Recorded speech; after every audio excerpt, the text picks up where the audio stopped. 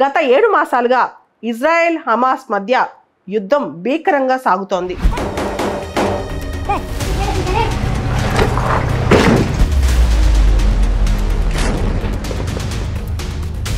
ఎవరూ తగ్గట్లేదు కూడా.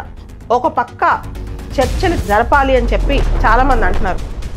పీస్ కుదరాలి వీళ్ళిద్దరి మధ్య అని కూడా అంటున్నారు. సీజ్ ఫైర్ అవ్వాలి, మొత్తం కాల్పులు జరగకూడదని అడుగుతున్నారు. కానీ ఇంకో పక్క జరుగుతూనే ఉన్నాయి.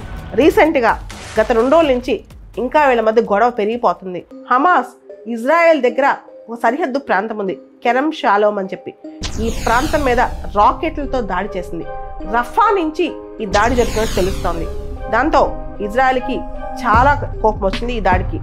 అంతేకాదు, ఇక్కడ కెరమ్ షాలోమ్లో 3 ఇజ్రాయెలీ సోల్జర్స్ చనిపోయారు, చాలా మంది ఇంజ్యూర్ అయ్యారు. దాంతో ఇజ్రాయెల్ ప్రతీకార చర్యకు పాల్పడింది. రఫా మీద ప్రతీకారంగా అటాక్స్ చేయడం స్టార్ట్ చేసింది. రఫాలో నిన్న 16 మంది చనిపోయారంట. వీళ్ళందరూ కూడా పాలస్తీనియన్స్. ఇజ్రాయెల్ సరిహద్దులోని ఈ కెరమ్ షాలోమ్ ప్రాంతం ఏదైతే ఉందో అక్కడి నుంచి మెడికల్ ఎయిడ్ కానీ హ్యూమానిటేరియన్ హెల్ప్ కానీ ఇవన్నీ గాజాకి వెళ్తాయి అన్నమాట. కానీ ఈ టైంలో హమాస్ వాళ్ళు కెరమ్ షాలోమ్ మీద అటాక్ చేయడం వల్ల మొత్తం ఇజ్రాయెల్ ఈ సరిహద్దునే క్లోజ్ చేసేసింది, కెరమ్ షాలోమ్ ప్రాంతాన్ని. దాంతో నష్టం ఇప్పుడు గాజా స్ట్రిప్ కూడా జరుగుతోంది. ఓ పక్క అమెరికా, ఈజిప్ట్, ఖతార్ లాంటి దేశాలు ఇమీడియట్గా సీజ్ ఫైర్ తీసుకురావాలని ప్రయత్నిస్తుంటే, వీళ్ళ మధ్య శాంతి కుదుర్చాలని ప్రయత్నిస్తుంటే, ఇంకొక పక్క ఇజ్రాయెల్ మాత్రం గట్టిగా ప్రతిని పూనిస్తుంది.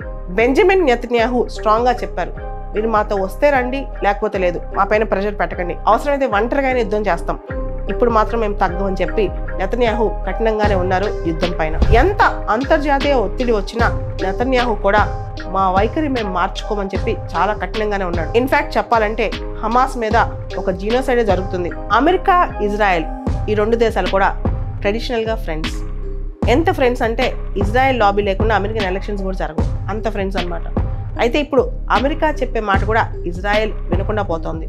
అంత కఠినంగా ఇజ్రాయెల్ మారుతోంది.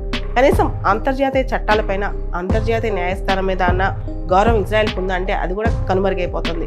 ఈ సందర్భంగా ఖచ్చితంగా అంతర్జాతీయ సంస్థలు, అంతర్జాతీయ చట్టాలు ఇజ్రాయెల్ని ఆపాల్సిందే. అన్నిటికన్నా ఇక్కడ ముఖ్యమైనది మానవ హక్కులు. మానవ హక్కుల ఉల్లంఘన. చనిపోయే యుద్ధంలో కేవలం సోల్జర్సే కాదు, అమాయకులు చనిపోతున్నారు. ఈ రోజున ఇజ్రాయెల్ తిరుగుదాడిలో, ప్రతి దాడిలో 16 మంది ఒకటే ఫ్యామిలీకి చెందిన వాళ్ళు చాలా మంది ఉన్నారంటే దానిలో 6 ఇదంతా అమాయకులు పనిచేసే యుద్ధమే కదా. ఇది ఎంతవరకు రైట్?